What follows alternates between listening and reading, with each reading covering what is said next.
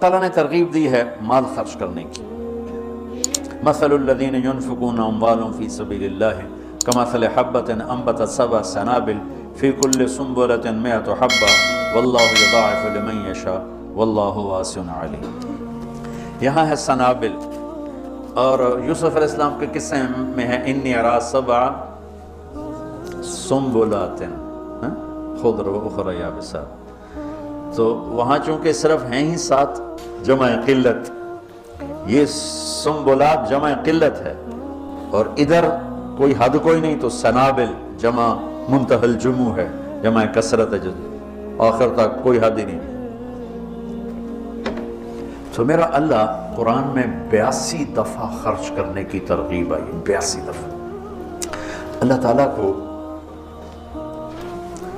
بخیل سے نفرت ہے، چاہے راتوں کا تہجد گزار ہو، دن کا روزے دار، اور سخی سے محبت ہے، چاہے ساری رات غفلت میں گزار دے. اللہ تعالیٰ کو سخی سے محبت ہے.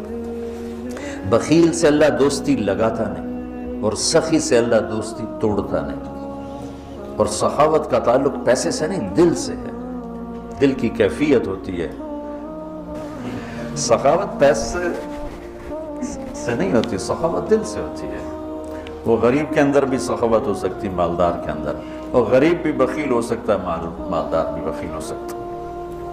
اور اللہ کو سخی پسند ہے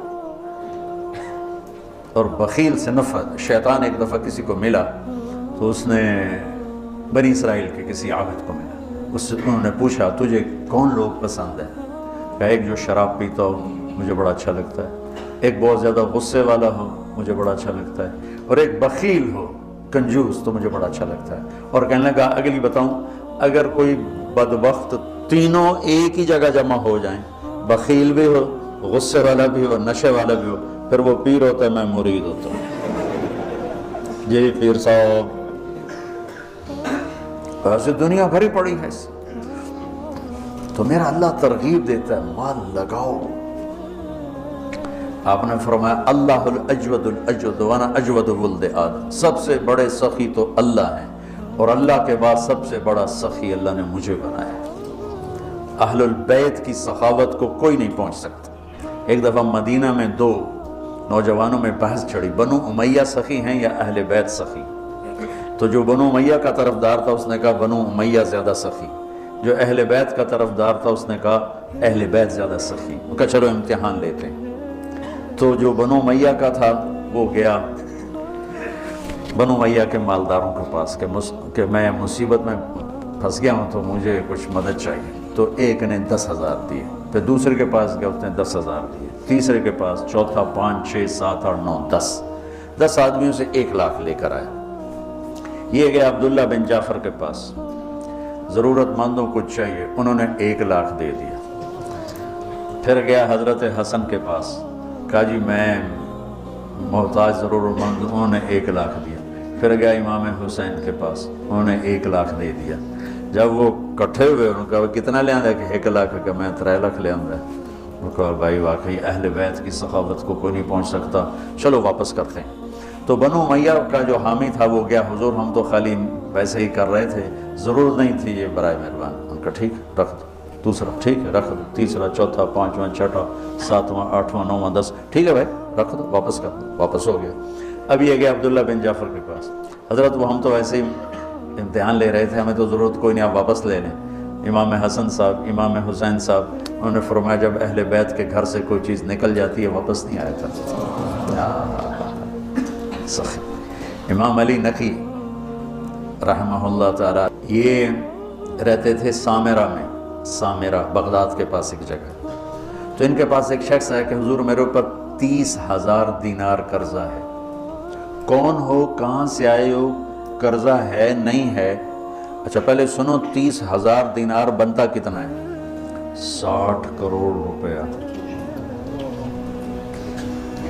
یہ کہو زبان سے. تو انہوں نے اپنے خادم سے پوچھا پڑھے ہیں کہ جی پڑھیں کا اٹھا کے دے دیں. نہیں پوچھا، 60 کروڑ. یقین مانو اگر آپ اہل البیت کے قصے سخاوت کے پڑھو، آپ یقین نہیں آتا کہ 60 करोड़ रुपया एक साहिल को दे दिया। एक दफा सामरा से बाहर किसी गांव में गए हुए थे मुलाकात के लिए, तो एक आदमी उनको ढूंढते ढूंढते कूफे से चला गांव पहुंच गया।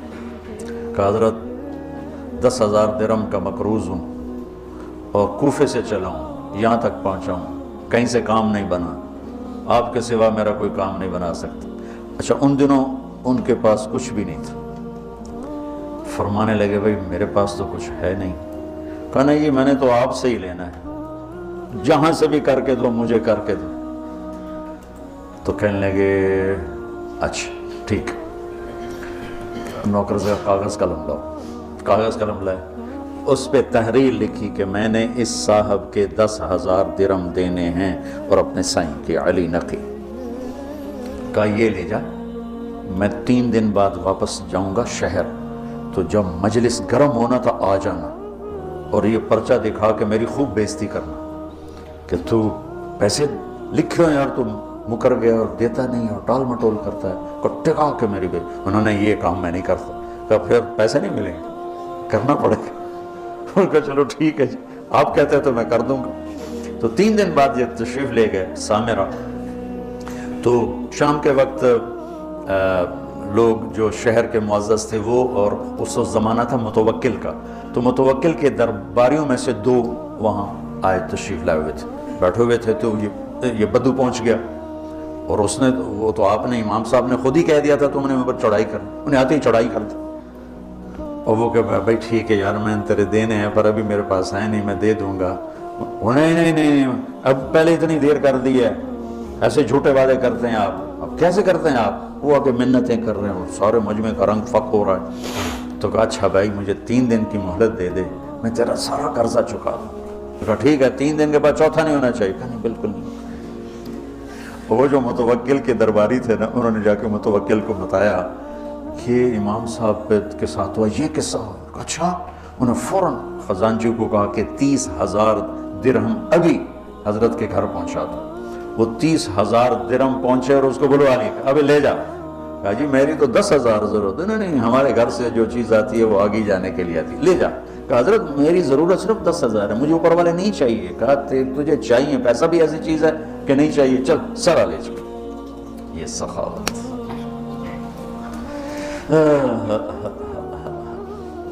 इल्म वाले की शान है कि उससे सखी होना चाहिए।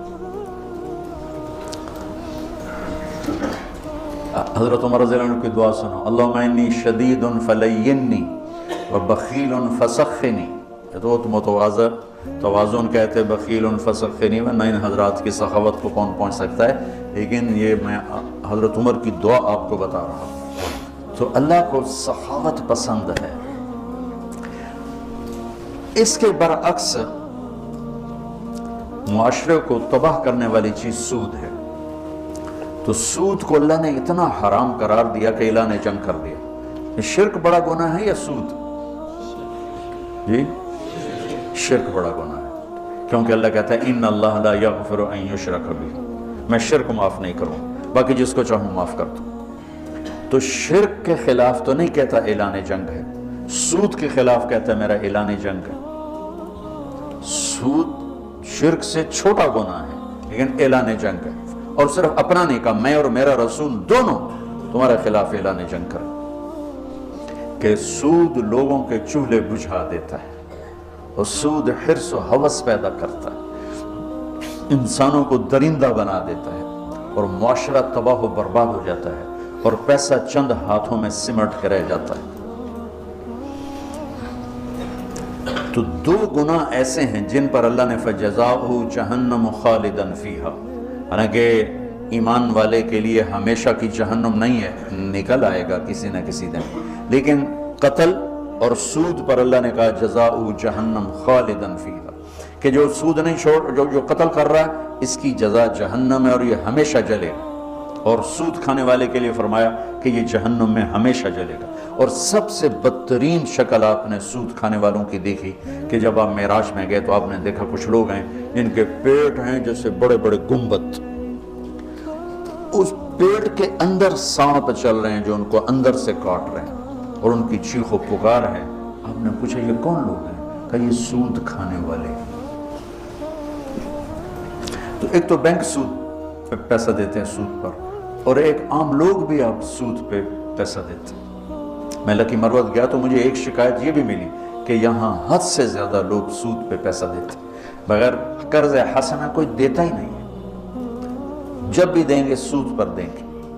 اور اللہ اس کے رسول سے اعلان جنگ قبول ہے چند ٹکے کے پیچھے, چونکہ اسلام سخاوت کا درس دیتا ہے, اسلام فیاضی کا درس دیتا ہے, سبق دیتا ہے. تو اور سخاوت سے معاشرہ خوبصورت ہو جاتا ہے, محبوب ہو جاتا ہے. ایک دفعہ عبداللہ بن جعفر اور حسنین کریمین علیہم السلام یہ مکہ سے مدینہ آ رہے تھے.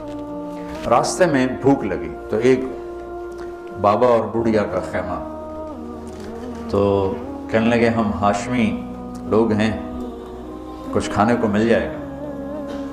اس نے کہا بیٹھیں تشریف رکھیں.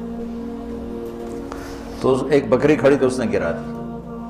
تو انہوں نے پوچھا آپ کے پاس کچھ اور بھی ہے؟ کہ بس یہی ہے. کہا تو آپ اس کو ہمارے لیے ذبح کر رہے ہیں تو خود کیسے گزارا ہوگا؟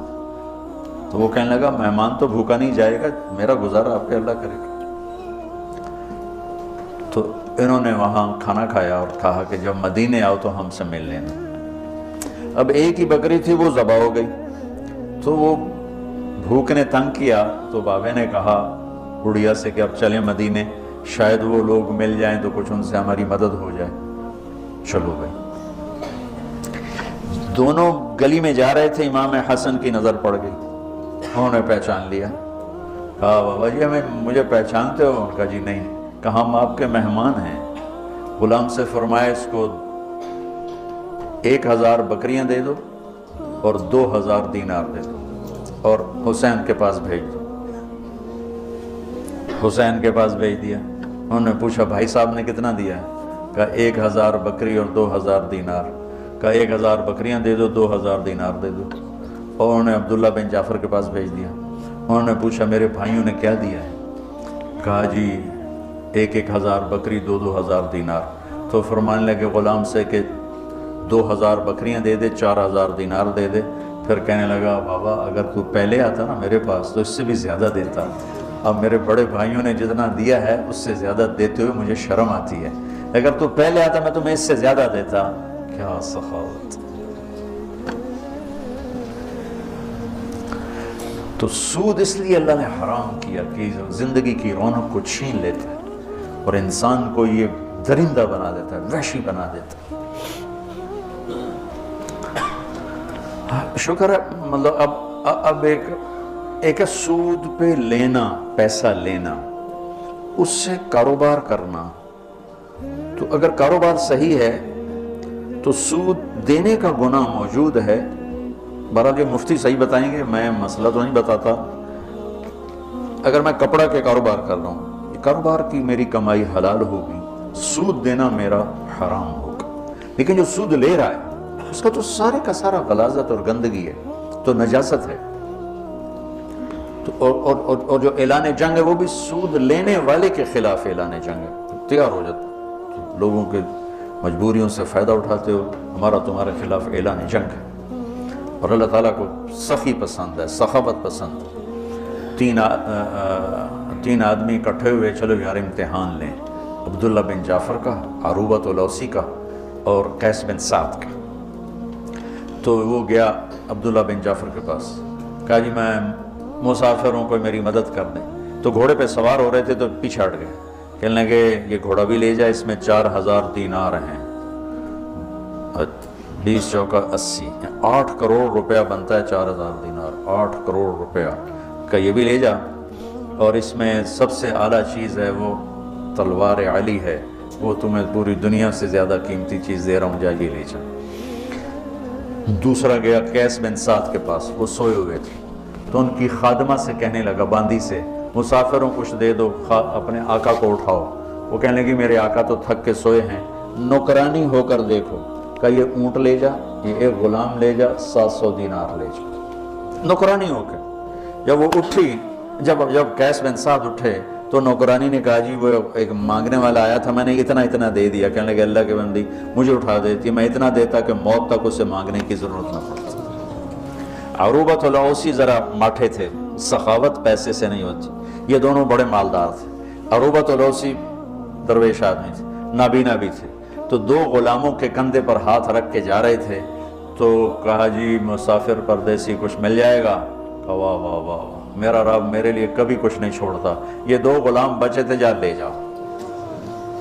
اور کہا آپ کہا میرا اللہ وارث ہے تو لے جا. کہا نہیں نہیں میں اتنا بے غیرت نہیں ہوں. کہا پھر بات یہ ہے کہ عروبہ کے منہ سے جب کوئی چیز نکل جاتی ہے نا کہ لے جا، پھر وہ واپس نہیں آتی. یا میں انہیں آزاد کروں گا یا تو لے جا. لے لیے اور وہ دیواروں کو ٹٹولتے ٹٹولتے گھر واپس پہنچے. تو تینوں جب کٹھے ہوئے تو تینوں کا مشترکہ فیصلہ تھا کہ بڑے سخی عروبہ ہیں کہ سارا ہی مال دے دیا. دو غلام تھے، سارا دے دیا. کہ سخاوت کا تعلق جائیدادوں سے نہیں ہے، یہ دل سے ہے، دل سے ہے. تو سود انسانیت کے ماتھے پر ایک بدنما، جتنی دنیا میں اس وقت اکانومی فلاپ ہو رہی ہے اور مالدار ملکوں میں بھی ایک تباہی آئی ہوئی ہے، اس کے پیچھے سود سب سے بڑی. سود، سٹہ، جوا، یہ تین چیزیں ایسی ہیں جو اکانومی کو، معیشت کو تباہ و برباد کر دیتی. اور چوتھا ادھار. ہمارے سارے کاروبار ادھار پہ چلے گئے ہیں اور میرے نبی نے ادھار کی ہمیشہ نفی فرمائی. اور ادھار کو ہمیشہ، اب آپ مقروض کا جنازہ نہیں پڑھتے تھے، حالانکہ خود قرضہ اٹھایا ساری زندگی تاکہ بازار اپنی اصلی شکل پہ قائم رہے. جب سورا بازار ہی ادھار پہ چل رہا ہے تو کبھی بھی چیزوں کی قیمتیں کنٹرول میں نہیں آ سکتی. تو اللہ تعالیٰ خرچ کرنے کی ترغیب دیتا ہے کہ اللہ کے نام پہ لگاؤ. تو جس کو اللہ نے رزق دیا ہے، سخاوت اس رزق کا شکر ہے. سخاوت اس رزق کا شکر ہے. اللہ تعالیٰ کی بارگاہ میں، یعنی اللہ نے جنت الفردوس کو اپنے ہاتھوں سے بنایا. جنت الفردوس کو اپنے ہاتھوں سے بنایا. اس کا حسن کائنات، باقی ساری جنت اس کے سامنے ماند ہے. اور جنت الفردوس والوں کو دن میں صبح و شام اللہ کا دیدار ہوگا. باقی جنتیوں کو جمعے جمعے، اور جنت الفردوس والوں کو صبح بھی شام. جب اللہ نے جنت الفردوس کو مکمل کیا تو کہا انتقی، بول. انہوں نے کہا قد افلح المؤمنون، ایمان والے کامیاب. اللہ کا وعزتی وجلالی لا یجاورنی فیہ بخیل، مجھے میری عزت اور جلال کی قسم بخیل آدمی تیرے اندر نہیں آ سکتا، نہ مرد نہ عورت.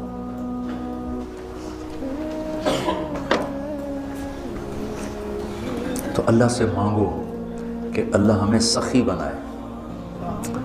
اور جہاں تک آواز جاری، سود سے بچو، سود سے بچو. یہ زندگی کی رونق لے جاتا ہے. یہ کاروبار، یہ جتنی ہماری ٹیکسٹائل تباہ ہے یا بڑی بڑی انڈسٹری تباہ ہے، یہ کہتے تو ہیں حکومت کا قصور ہے. ان کے اپنا قصور ہے کہ 99.9% اپنا لالچ، اپنا حرص، اپنا ہوس اور ہیرا پھیری اور چکر بازی اور اس سے بینکوں سے ساز باز، اس نے آ کر ہماری تجارت کو آ کر ڈبو دیا ہے. سچائی ہو، دیانتداری ہو، صداقت ہو اور وعدہ وفائی ہو اور کھوٹ سے پاک کام ہو، اسے زوال اللہ اپنے امتحان کے طور پر لے لے تو لے لے، ورنہ اللہ کا قانون ہے کہ سچائی کو زوال نہیں ہے، دیانتداری کو زوال نہیں ہے. اس کو کافر کرے گا یا مومن کرے گا، دونوں کے لیے بلندی اور اونچائی.